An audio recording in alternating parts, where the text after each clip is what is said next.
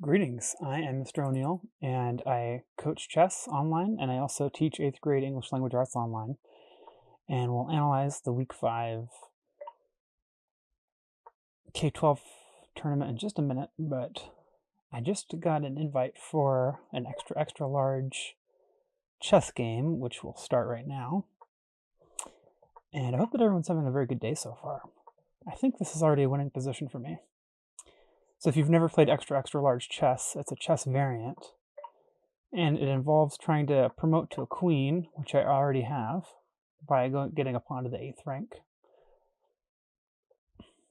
These camels can move in different areas. What am I saying? These camels move in a big L shape. It's hard to talk and speak and play the chess at the same time. So the camel's not being defended anymore, so we can take it. Oh, wait a second. If I take the camel, the knight can go here to deliver a check, and then my queen's not being defended anymore. So, and I don't want to lose my queen. So, I'm not sure if my opponent actually sees that, though. It's possible. We can just go here for right now.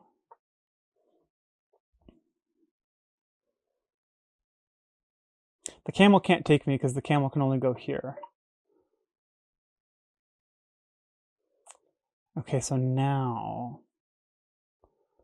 I think I can take. Sometimes it's hard to have good board vision when you're playing on a huge board like this.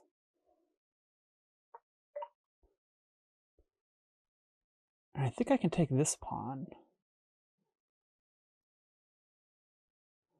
I don't see any problems with that.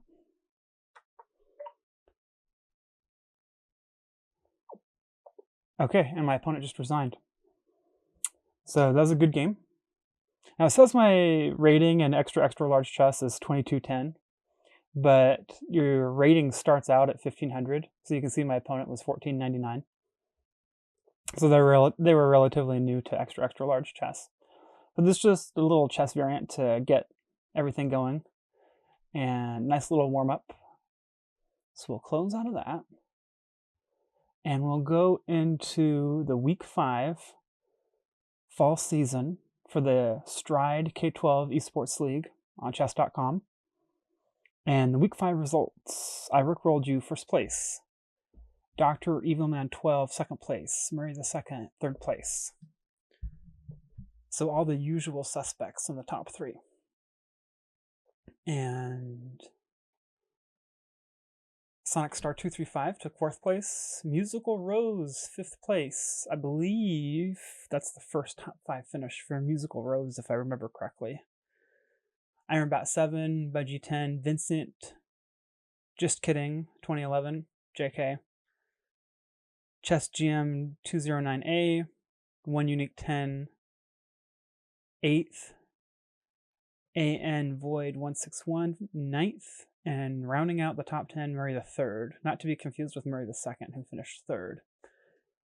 So all the usual suspects in the top 10, except for Musical Rose, which I believe they're relatively new, if my memory serves me correctly. But altogether, we had, I believe, 44 players. Oh, 37 players altogether. Well, 38 players, because there was a, let's see, actually I think there was 44. 33, 34, 35, 36, 37, 38. Okay, so 39 players. Almost 40. Because 37, there's a tie for 37th place. And there's a tie for 36th place, so there's some extra places there. Okay, so let's take a look at a couple of games from Week 5. And the first game was Murray II against I Rookrolled You. I Rookrolled You, formerly known as DG Checkmate. I Rookrolled You is the strongest player in all of the K12 powered schools. And they do not lose very often. So pretty normal opening theory, like you want to control the middle of the board with your pawns here, and immediately going after this d5 square right away. And the engine is saying that's an inaccuracy because it's better to go d takes on e4. The engine is preferring this. And then I believe that's a Scotch, because you retake with the knight, and that's a Scotch variation, if my memory serves me correctly.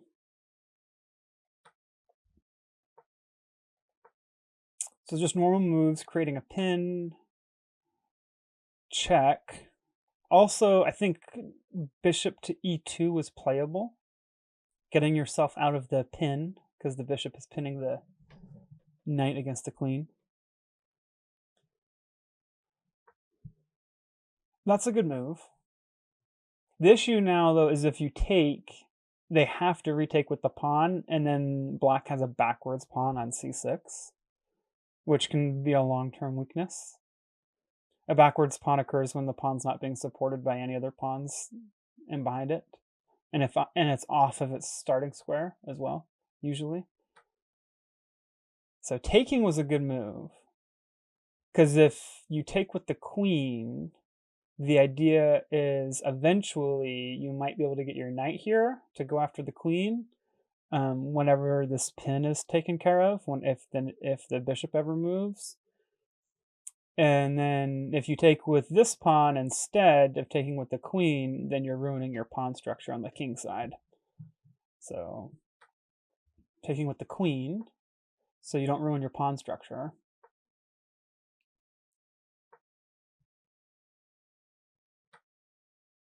Yeah, that pawn's not being defended, and then can't take this with the pawn because of the pin. And the queen is being defended by the knight. So I think Murray II would be okay to take here. Yeah, because the pin doesn't exist anymore once you take with the pawn. And then takes. So the queen is being defended after all. I misspoke earlier. Knights are tricky. Sometimes it's hard to see knight moves.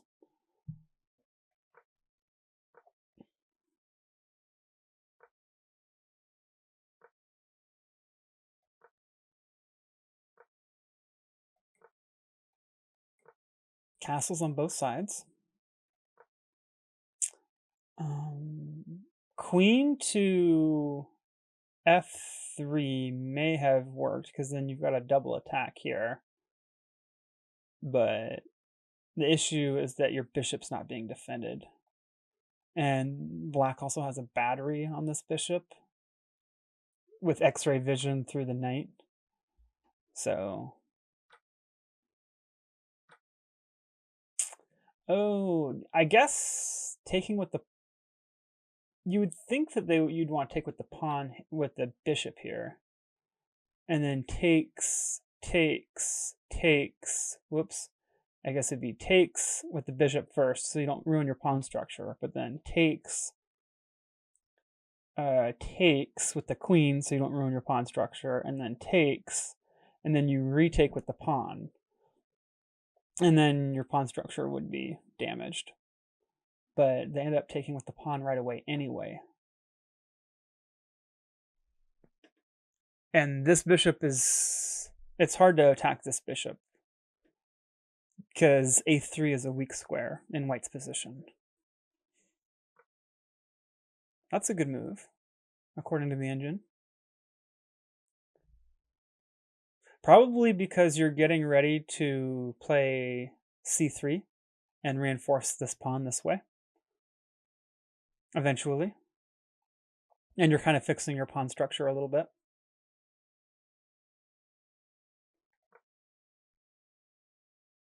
Okay, so that was a mistake because of bishop a5.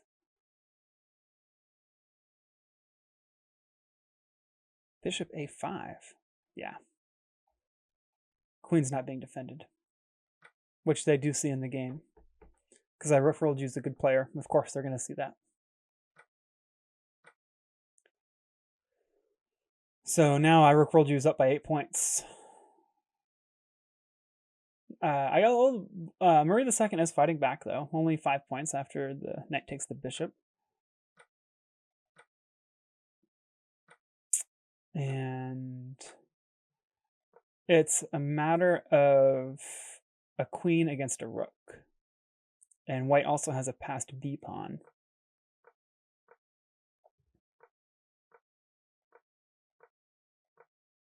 Oh, probably could have taken the rook there, which is a bit surprising. I mean, all roads lead to Rome. This is completely winning. But after pawn to e5, I think your next move is just to take the undefended rook with your king. But white has bigger plans of eventually promoting this pawn to a queen. And if it promotes, then you have to take the queen with your rook, and then you're really down. So Murray II just resigned in this position. That was a good game. Murray II, 1079, so Murray II is a strong player. And they've got Darth Vader on their side as well, if you look at their profile pic. Okay, next game, Dr. Evilman 12, 1918, against Rift Bando 611, respectively. ELO ratings. King's opening on both sides. This is all normal stuff. These are all book moves. Controlling the middle of the board right away. Another book move. Lots of book moves here. I believe this is a Scotch, but I could be wrong. I'm probably wrong. Oh, yes, it is. Okay, I'm right. So 4 knights game, Scotch variation accepted. I knew that. I thought this was a Scotch. I should have trusted my instincts the first time. And then takes, and fairly even position, but the engine has white slightly for choice, probably because they have extra control over the center. And black is a little bit underdeveloped, so white has a knight, pawn, and queen developed, and black only has one single knight developed. Everything else is on their starting squares for black. So 3 developed pieces versus only 1 developed piece. It's probably another reason why the engine slightly says white is for choice.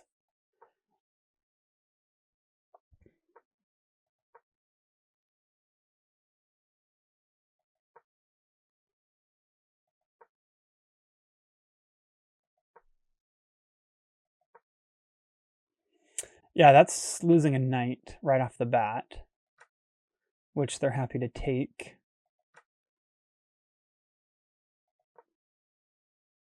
That's a very fascinating move because the knight is keeping an eye on the bishop, hitting the queen, and defending this.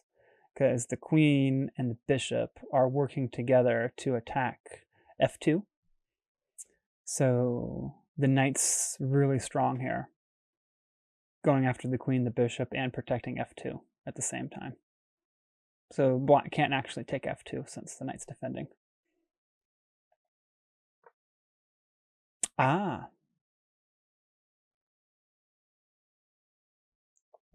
Keeping an eye on f2, but just moving out of the knight's way. And that is a blunder, because of queen takes on g4. You're losing your queen, and your own queen is not defended, which they saw in the game. And Dr. Evilman 12 is in some trouble here.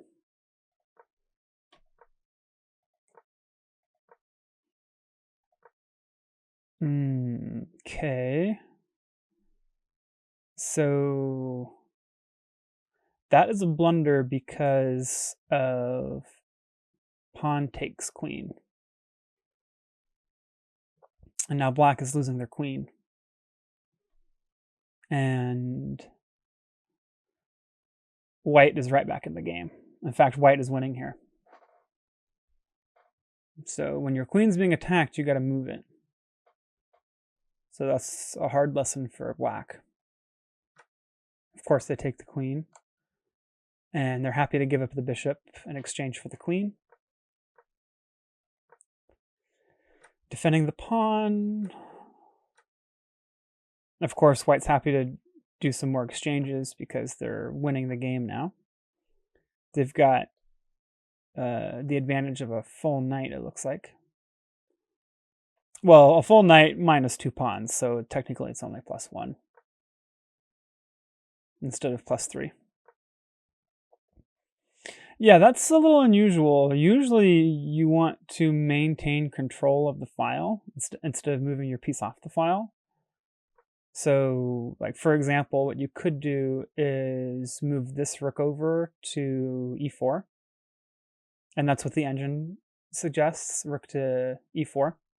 And then that way, if it takes, then you can retake this way, and then this rook is still controlling the file.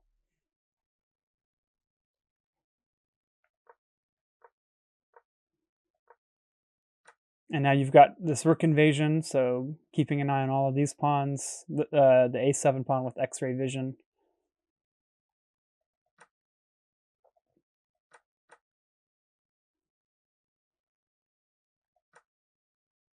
Yeah, so black sacrifices the rook for a knight here.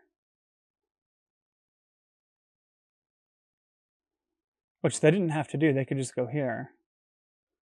And I don't think white has any crazy attacks against the rook if they moved their rook to g5. The engine is saying rook to c8. Just to defend this pawn.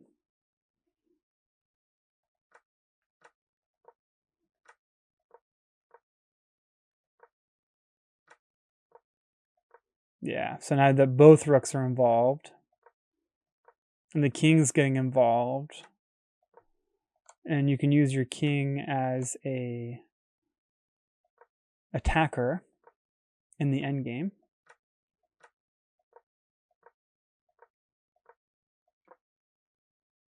And that's game. You got to be careful not to stalemate, though. Oh, that's a that is a stalemate. That's a draw. Got to be careful.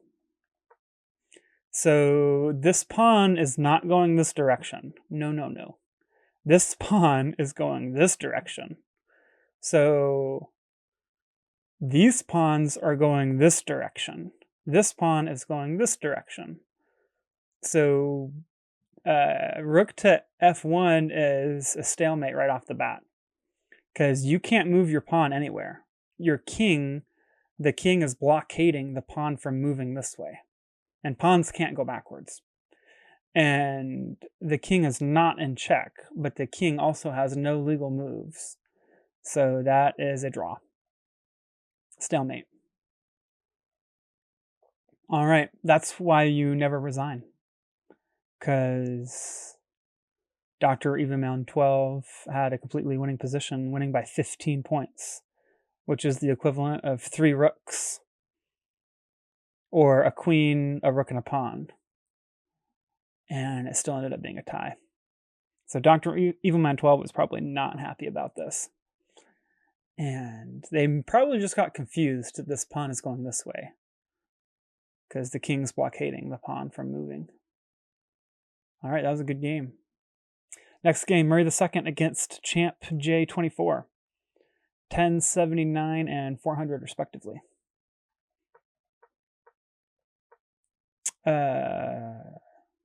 Both players are trying to control the middle of the board right away. And yeah, normally you don't want to move the same piece twice in the opening.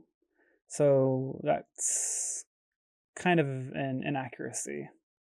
Oh, but it makes sense that you're trying to go after the bishop, but normally you don't want to move the same piece twice. In fact, this pawn is not being defended, and the engine agrees. You know, just take the pawn. Take the free pawn. It's not being defended.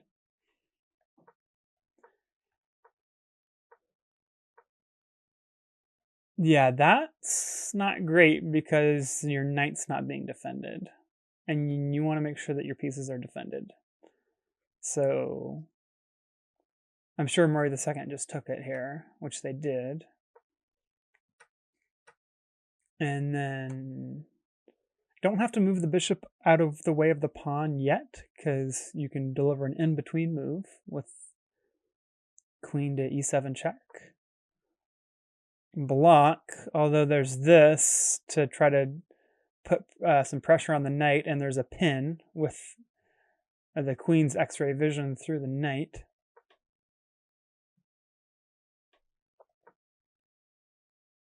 Yeah. Oh, the engine is saying knight to f7. Or knight to d7.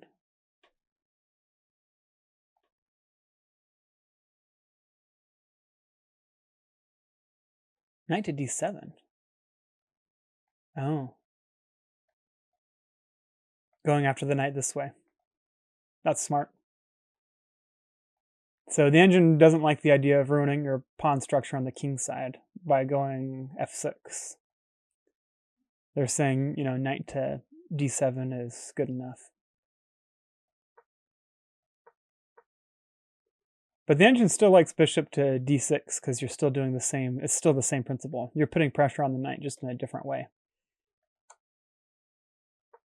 Yeah, it doesn't quite work because the pawn's being defended by another pawn. So black won a pawn in that exchange because there was a double attack.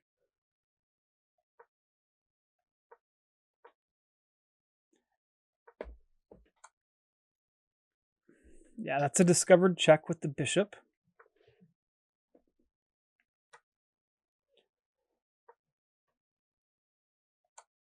Another discovered check with the bishop.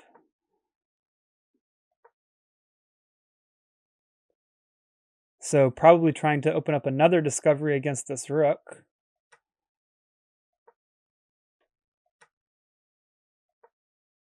Oh, they moved the bishop back. Interesting. The pawn on b4 is not being defended. You got to be careful. Now Murray II's threatening checkmate. Yeah, anytime you move this pawn to g3, it creates a weak square on h3. And this is pretty common. It's like same thing, like, oops, if you go like here, then you'd have a weakness here, and you'd have another weakness here. Anytime you move a pawn forward, you're going to have weaknesses on the adjacent squares to the left and to the right. And that's not addressing the checkmate threat. And we've got checkmate, next move. Good game from both players. I think Champ J24 is relatively new at playing chess, so they did a great job for being relatively new. The next game, Murray III, not to be confused with Murray II. Murray II was in the previous game against Champ J24. This is Murray III. And Murray III is 601, 1 unique underscore 10, 1293. And king's opening, all normal stuff. Activate the knights, activate the bishop. I've played this before. Bishop to c4. It's like a reverse London, kind of. Normally when you're playing the London, you want to open with a queen's opening and get this bishop, get this bishop to f4 and have a queen's opening instead. So this is like the king's opening version of the London. It's kind of like a reverse London. It's playable, but it's not super accurate. And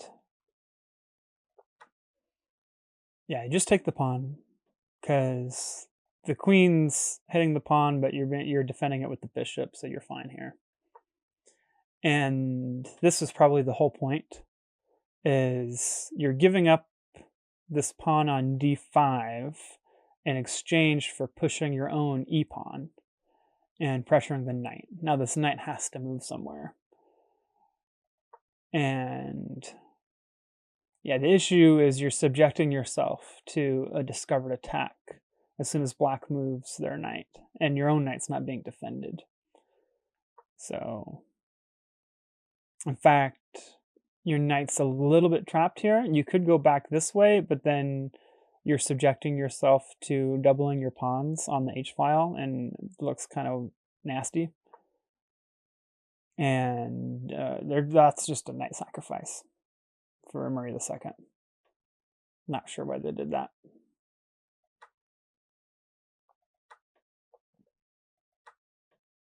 Yeah, the queen can take on c7 because you're not defending c7 again.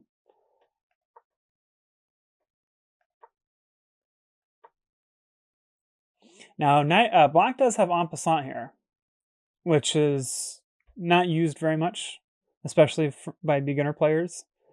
But en passant occurs only when a player moves a pawn 2 squares. Because in order for this pawn to get to d4, they first have to be on d3. And when the pawn is on d3, then you can just take it. Watch this. Boom. So that's en passant. And en passant only occurs when the pawn has moved 2 squares. But during the game, they did not choose to take en passant. And the en passant doesn't work afterward. You can only do en passant after that move. Because like now, black can't do en passant later. They only had that one chance to do it. So, en passant is French for in passing. If I remember correctly, you can Google it. Yeah, so there's a double attack on h2. And the queen is also defending the rook. Oh, interesting.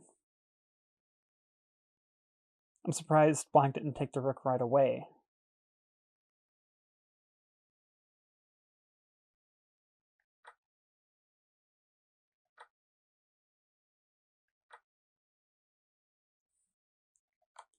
Yeah, so white is in trouble here because this rook wants to come into the game. This rook can, or did I say rook? I meant to say knight. This knight can come into the game, and look at all these pieces still on their starting squares. The entire queen side is still on their starting squares, except for the pawns.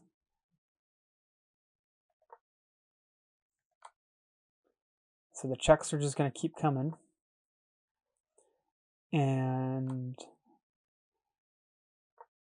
this is forced checkmate if black can find it. Yeah, the knight is defending the queen here.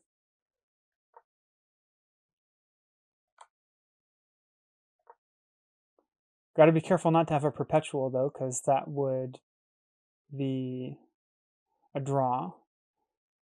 And that is a royal pin, pinning the king against the queen.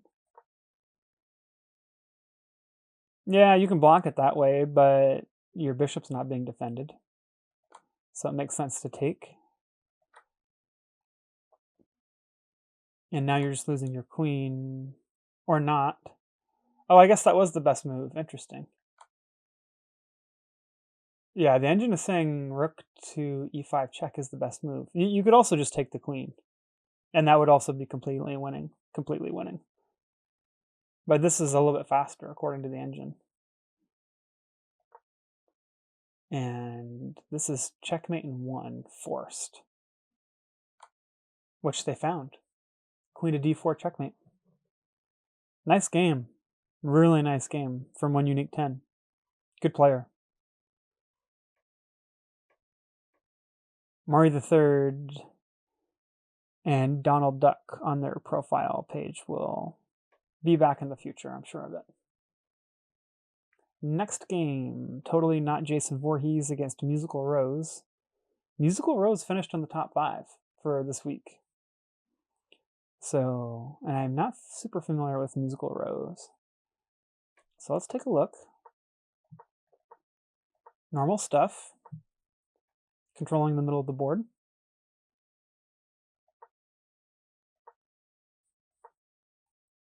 Yeah, the engine is just saying that this is a modern defense.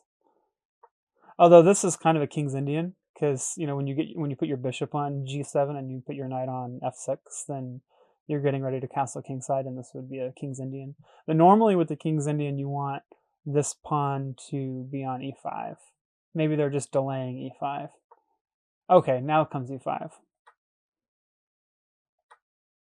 There's a pin, but it's not a super strong pin because white's defending the queen plenty of times.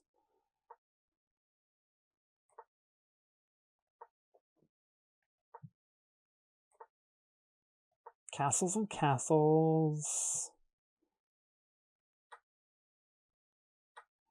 So the issue for black is their pawn structure is doubled and damaged, and the rook has a nice semi-open file. And eventually this other rook wants to get into the game and probably come to the d file. Or you could maybe even put this rook here and then double up your rooks and move this rook over to f8 and then double up on this file. But since this is a semi-open file and this is more of an open file because there's no pawns on this file, so it'd probably be better to double up your rooks on this file if you can. But the engine likes white in this position, probably because black's pawn structure has been damaged with these doubled pawns. That is a blunder because of knight takes on e6, and that is a fork. Forking the queen and the rook. Let's see if they find it. Okay, they did find it, so that's a good move.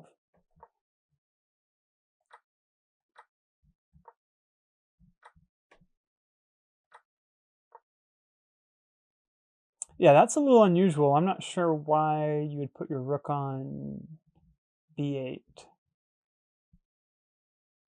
The engine is saying king to g8, just to move your king to safety. But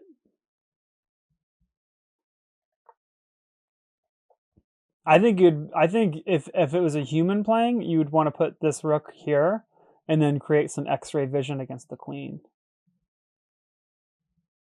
Anytime you can generate some X-ray vision against your opponent's pieces, then go for it.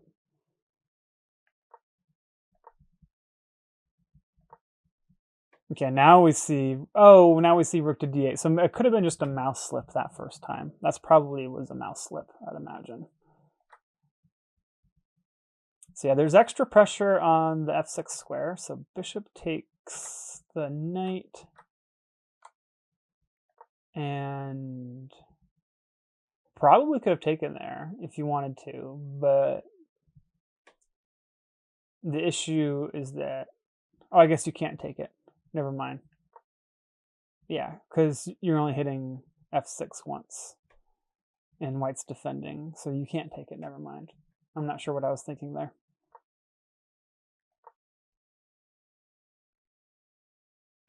Yeah, and the problem for black is they're down an entire rook, so it's going to be really difficult for them to battle back. And normally when you're down material like black is, you don't want to exchange if you can help it.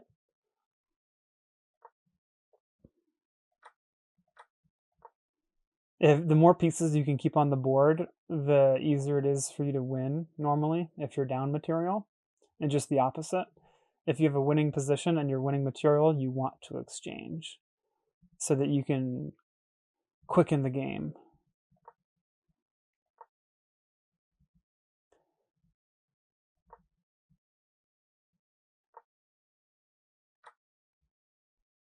So white is sacrificing a rook for a knight. But it's not quite... Oh, I forgot that the queen was sacrificed. Yeah, queens can move diagonally. I totally forgot that that was a... So now, yeah, now they're winning by 9. It was only 6 originally, but they won the exchange because this is a double attack. So a smart move by Jason Voorhees, creating the double attack. Now it's just a matter of closing out the position with a win and not stalemating your opponent. And that's checkmate. The knight is covering here. The king is blockaded by his own pawn from escaping this way. and the queen covers those squares. And that's checkmate. Nice game. Vincent JK 2011, 596, and Void 161.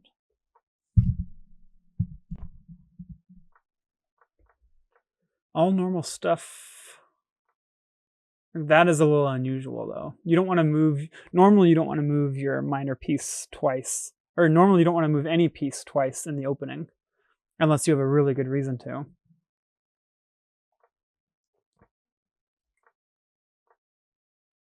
That's a bit unusual. Because if knight takes on e4.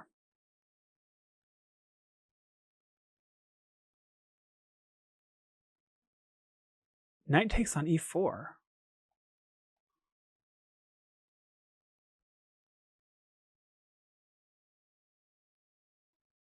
Ah, because then you're opening up a discovered attack against this knight.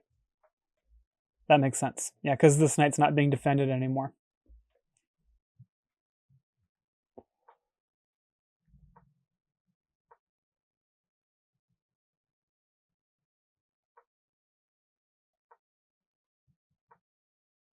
Yeah, that's a good move. You want to block the bishop from attacking the queen. And that was a shish kebab. You could also move the knight out here this way. But the engine is saying that moving the pawn was better. Yeah, because then you can take the knight here. Because like think about it, if you went like this, then you're losing a tempo, and the bishop can take, and then you're gonna retake, and then this knight can move away for safety. So you're not actually winning that exchange because you're losing a tempo. So the engine likes attacking the bishop with the pawn. And now black has two pieces attacked with pawns at the same time. And then you just take the knight, since the knight was still being attacked. That was a blunder because of queen takes on h4. Knight's not being defended. Which they don't see in the game. In the game, they don't see it. Yeah, the knight's not being defended. You could have taken the undefended knight there. Yeah. They're trying to create a double attack here, but the queen's defending. So white has two defenders and black has two attackers. And so since it's even 2 and 2, that means you can't take. So black does eventually see the undefended knight. There you go.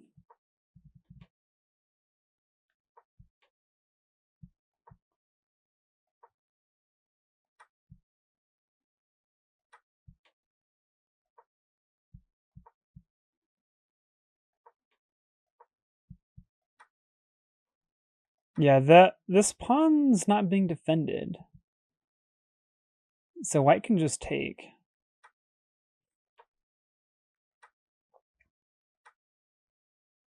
Yeah, there's a discovered attack there. So like the whole point,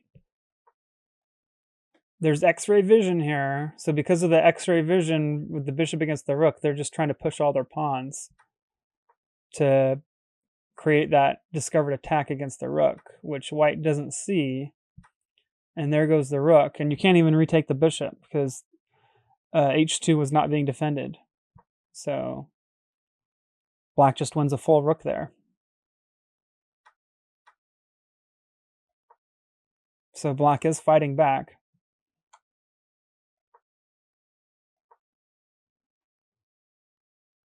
Going after the queen, so you have to move the queen. Had to move the bishop there because it was being attacked.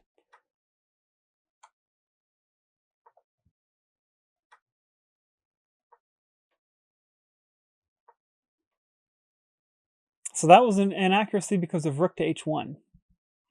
And you've got a pin. You're pinning the bishop against the queen.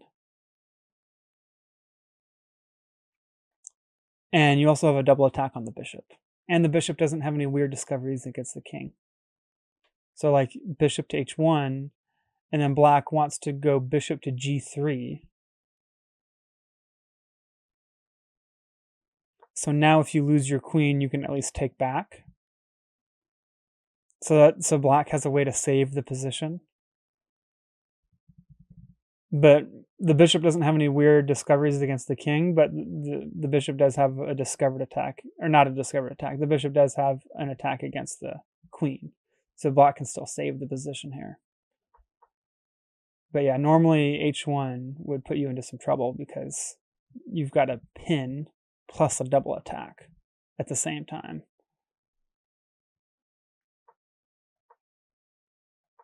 Which white does not find in the game.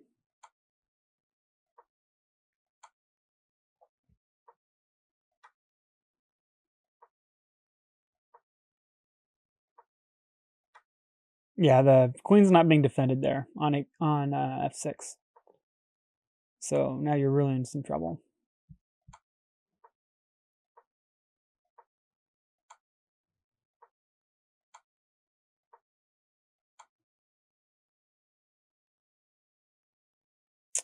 So I think that was a missed win. Yeah, there's a rook to c1. Checkmate. That was missed in the game. King doesn't have anywhere to go. So rook to c1 would have been checkmate.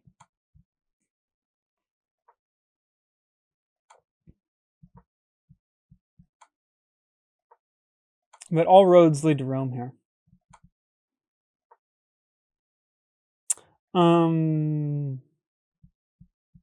Yeah, you can't take the bishop with the rook because this is a double check.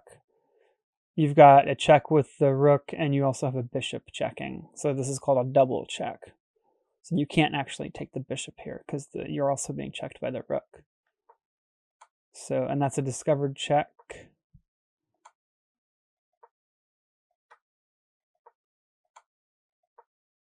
And then, yeah.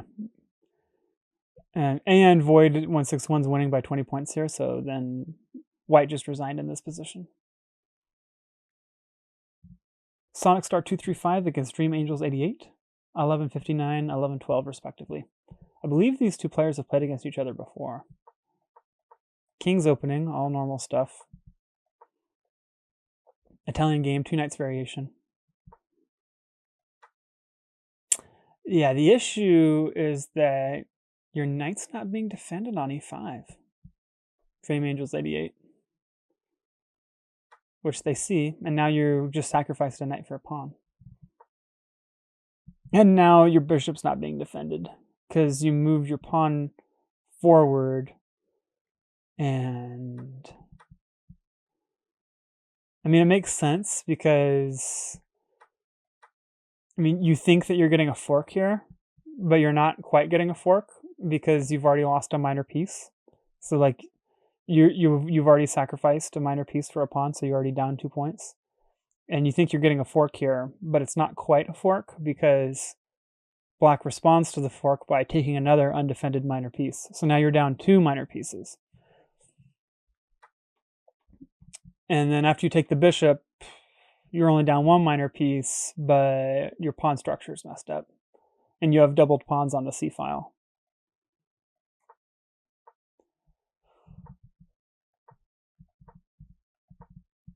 Once again, there was en passant here if white wanted it, but they don't go for it. So black just wants to add some extra pressure on this pawn, which they do. Now you got to be careful because the queen's being attacked.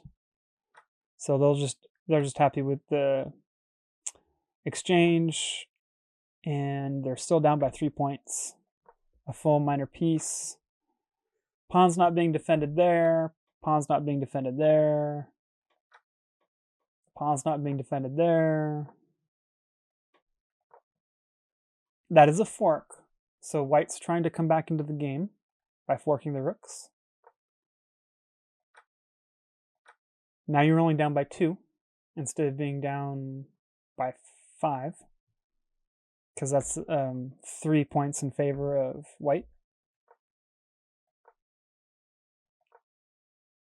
Or 2 points.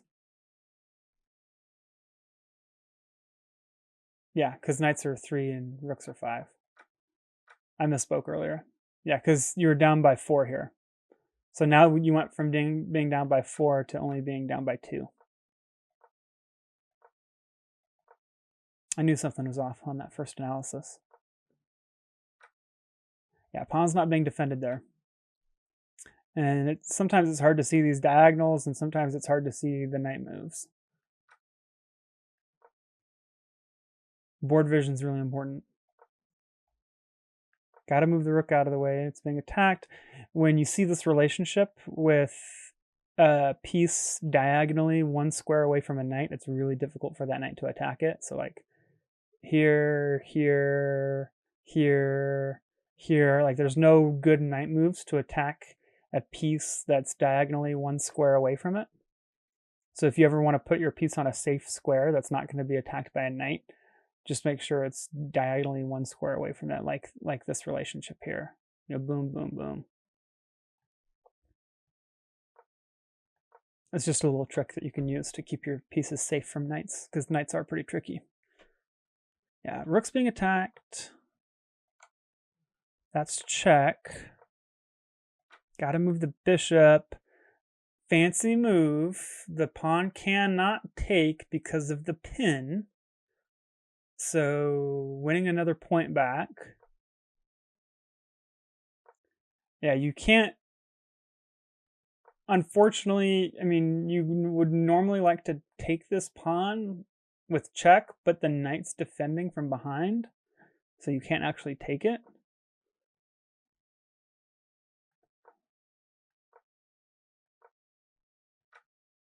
Yeah, that pawn's not being defended, and bishops move backwards.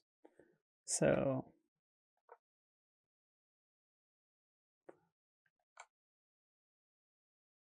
yeah, you got to be careful here, because this pawn is covering this square, and black is starting to run out of squares for their king. And now the engine likes black a little bit more in this position still, but it's not quite so simple.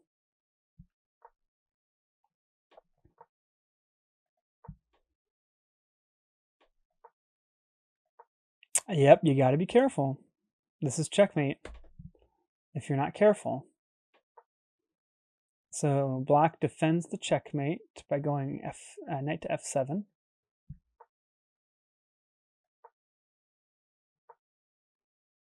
And now you got to be careful because of this is coming, and there's an extra defender, and that comes with check, which is what happens in the game. Yeah, this was a missed move because the engine wants knight takes on d8. Black is completely winning here. Rooks are better than knights, so just take the knight. Or rooks are better than knights, so you should just take the rook, is what I meant to say. That's why it's a miss, according to the engine.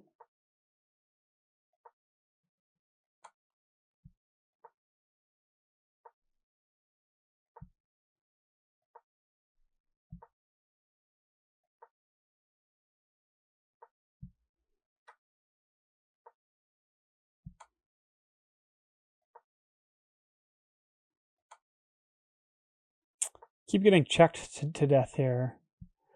But you got to be careful. You don't want your king on c1, because then you've got back rank problems, because the knight is covering both of these squares. So if you have your king on c1, your king's got nowhere to escape if there's a back rank check. And that should be checkmate.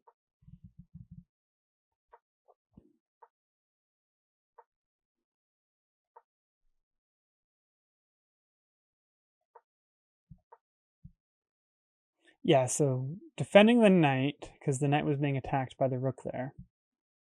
Now this pawn's not being defended. You can maybe get a little bit back in the game this way. Oh, that's an inaccuracy. Let's see what the engine wanted. e8.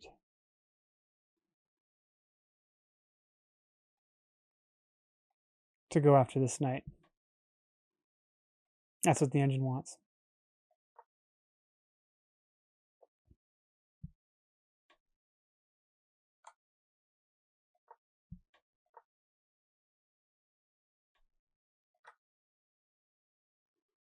Okay, that's a good move. The bishop's not being defended. But the issue is that now you've got a check and a discovered attack against the undefended rook. So now you're losing your rook. I mean, you get the knight back, but you're losing the exchange by 2.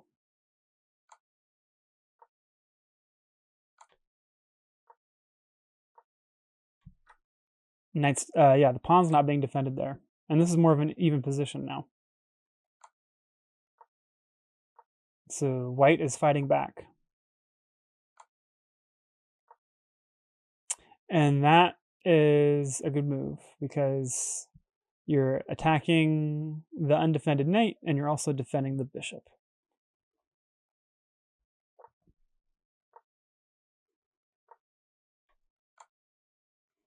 So now white has a passed pawn. They're trying to get this pawn to a queen. And that's a blunder because of knight takes on e4. Or knight to e4 check, I should say. And then knight to e4 check, you're also hitting the bishop. So, oh, they found it in the game. Nice. That was a miss because of knight to c3 check. And it's a fork. You're going to win the rook, and you cannot take the knight. The really important square here is c3. And white cannot take the knight on c3 with c3 check because there is actually a double check. Double check. Rook is checking and knight is checking at the same time. So you cannot take the knight. And then you're getting forked. King and rook are getting forked. That was not played in the game. And this is more of an even position now. The engine says 50-50.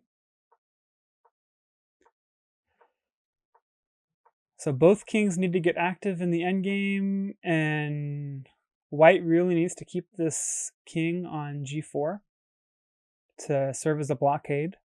The pawn cannot go to h3 because the king's going to take it.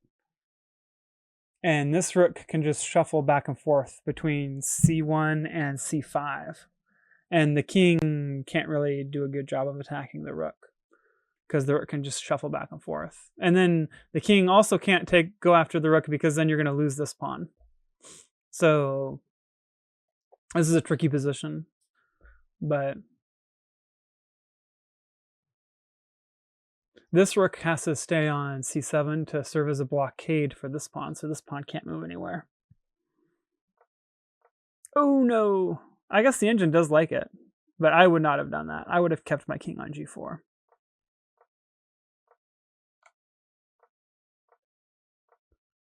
So this is a long game. I think this game lasts 83 moves, and this is still move 65? Oh, this is move 79.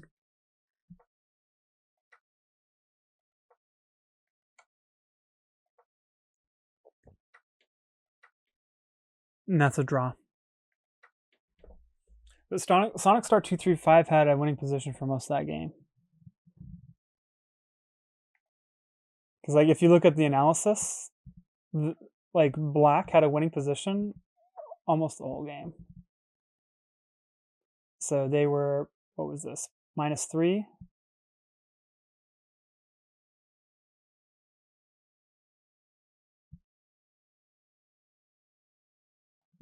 And then this is fairly late in the game too.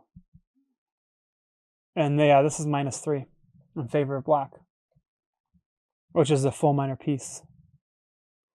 So yeah, black should have won that one. Nice job of Dream Angels 88 coming back to win. Last game, Paper Player 59 and X Snowy XX 1063 and 877 respectively for ratings. Yeah, so this is like normally you would want to do d4 first. So this is, they're delaying d4 until move 2, which is perfectly normal. It does restrict this bishop from developing a little bit to f4, so you're kind of forced to having develop. You have to develop this bishop to b2 instead. So white's already saying, I'm just going to put my bishop on b2 with this kind of setup. Now there could be like an exchange, so it takes, and then you take with this pawn, and then after you take with your e-pawn, then this bishop is free to move to f4, potentially, if there's an exchange. But that's not what happens in the game. Paper player 59 is happy to close the position down. So this is weakening the king side, because you've lost your f-pawn. And the f-pawn is valuable, because the f-pawn helps protect the king. Normally you don't want to lose your f-pawn so early in the game. If you're going to lose pawns, lose your middle pawns, or possibly your queenside pawns. But usually your kingside pawns, you don't want to lose them so early, unless you're already planning on castling queenside. Like if you're planning on castling queenside, then I guess you can start marching your king pawns down the board as much as you want, but it's kind of unusual for people to castle queenside nowadays. You don't see it very often. So we have castle kingside, and this unleashes the rook against the bishop. X-ray vision, the bishop's not being defended. Yeah, the issue with that move is your knight's just not being defended. You left your knight hanging. And the bishop's also hanging, but you still have queen takes on h2 check, because this bishop is creating a double attack with the queen on h2, which they do find in the game. And now you're in some trouble, because this is mate in 4 forced. Let's see if paper player 59 can find it. Check. That's correct. Check. That's correct. Mate in 2. Where's the next check? Bishop to g3.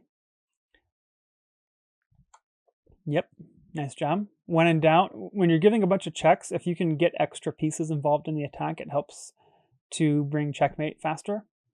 And that's exactly what black was able to do here. They were able to get the bishop into the game, deeper into white's territory. And once the bishop was activated and put on g3, you're creating extra attackers, and it's just more difficult to defend against. So that does block the check, but the issue is you've got 3 attackers on f2 and only 1 defender. So then you've got mate in 1. And the queen's being defended by the knight and by the bishop. And the king's got nowhere to go. That was a good game.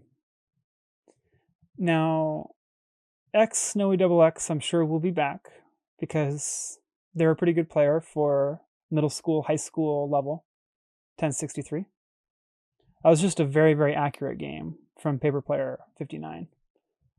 They probably were able to use some opening theory that they had found earlier or studied earlier. I looked at some of other Paper Players 59's games. A lot of the games that Paper Player 59 plays, they do a pretty good job in the opening. Like, you can tell Paper Player 59 studies openings, because they normally do a pretty good job in the opening for most of their games. All right. That was the last game, and this was week 5 of the Stride K12 Chess Arena, and I hope that everyone has a great day. Bye.